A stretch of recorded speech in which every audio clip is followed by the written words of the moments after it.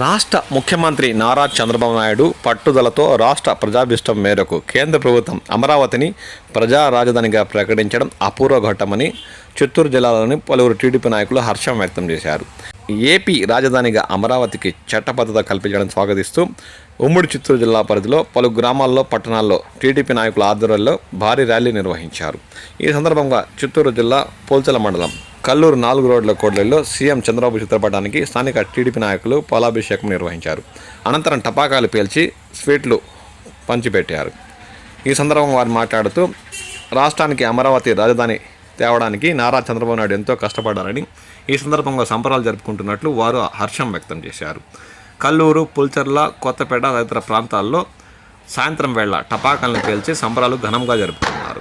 ఈ కార్యక్రమంలో స్థానిక టీడీపీ నాయకులు, కార్యకర్తలు ఉత్సాహంగా పాల్గొన్నారు.